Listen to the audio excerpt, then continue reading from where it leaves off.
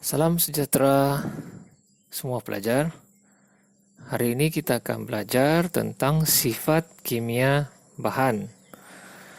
Jadi kita sudah tahu ada 3 sifat kimia, yaitu ada yang bersifat asid, alkali, dan ada yang bersifat neutral. Jadi pada hari ini kita akan belajar di muka surat inilah tentang sifat kimia itu 176. Oke, apakah sifat kimia bahan?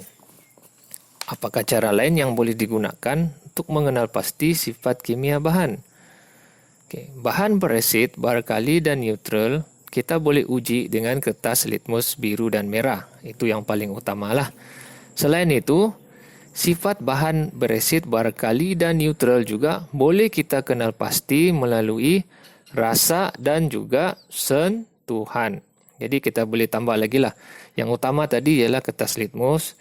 Yang dua lagi kita boleh kaji sifat kimia dia itu dengan rasa ataupun sentuhan. Jadi di sini, kalau contohnya sifat kimia yang berasid tu kita ambil limau lah. Satu, limau ini dia berasa masam apabila dirasa dengan lidah. Jadi kalau kita rasa bahan berasid ni biasanya dia masam lah. Tu. Dia berasa masam. Dan dia menukarkan warna kertas litmus biru kepada merah. Biasa kalau asid ini dia menukarkan kertas litmus biru menjadi warna merah. Kalau merah tidak ada perubahan lah, dia tetap akan jadi merah lah. Baik, selain daripada itu, dia juga kalau kita pegang dia berasa perit, dia macam ada kasar-kasar sikit tu. Itu dia asid lah, rasa perit. Okey. Jadi contoh-contoh lain yang berasid ni banyaklah di sini, kamu boleh tengok sendiri. Okey, sos tomato, asam jawa, nanas, apel hijau, air kelapa itu pun berasid sebenarnya. Baik, tapi tidaklah berasa masam sangat. Okey, seterusnya sabun yang bersifat alkali ini pula, yang sifat kimia alkali ini biasanya dia akan rasa pahit. Tu. Dia akan rasa pahit. Kemudian dia akan tukarkan warna kertas litmus merah kepada biru. Biasanya yang beralkali ini sifat kimianya satu dia pahit, kemudian dia menukarkan kertas litmus merah kepada biru. Warnanya bertukar. Kalau biru tetap birulah. Okey, contoh-contoh bahan yang bersifat kimia beralkali ini seperti ubat gigi, air kapur dan sebagainya lah. Baik, satu lagi cikgu lupa. Biasanya bahan beralkali ini dia akan licin apabila disentuh. Okey. Baik. Kalau neutral pula, bahan yang neutral ini contohnya air, sifat dia tidak menukarkan warna kertas litmus biru ataupun warna kertas litmus merah. Maksudnya kalau kita uji menggunakan kedua-dua kertas itu, kalau dia neutral, dia tidak akan berubah warna. Tetap sama. Biru tetap biru, merah tetap merah lah. Rasa dia pula, kalau air rasanya tawar lah. Tapi bahan neutral ini juga mempunyai rasa-rasa yang lain. Seperti manis dan masin lah. Okay. Dia sama ada berasa licin atau kesat apabila disentuh. Dia mana-mana saja tu. Jadi itu yang bahan neutral lah. Banyak bahan neutral di sekitar kita ni. Contohnya gula, susu, air madu, air garam, minyak masak, es krim, air suling, air sirap, dan sebagainya. Okey. Tetapi di sini, dia bagi tahu kita bahawa tidak semestinya, kejap cikgu besarkan dulu di buku teks kamu. Tidak semestinya yang masam itu akan bersifat asid, manakala yang pahit pula tidak semestinya bersifat alkali. Jadi kadang-kadang rasa dan juga dengan cara sentuhan itu tidak boleh 100% menunjukkan sifat kimia bahan tersebutlah. Paling tepat kita kena uji juga dengan kertas litmus ataupun yang seumpamanya lah. Okey, jadi itu penjelasan untuk 176. Okey. Kemudian untuk aktiviti 177 ini, apa sifatnya ini? Ini cuma uji kaji saja. Tujuan dia mendefinisi secara operasi bahan berasid, beralkali, neutral. Oke, apa itu mendefinisi secara operasi itu? Nah, ini dia. Maksudnya ialah satu pernyataan tentang sesuatu konsep dengan menyatakan perkara yang dilakukan dan diperhatikan lah. Maksudnya dipendekkan cerita, kita mau mewakilkan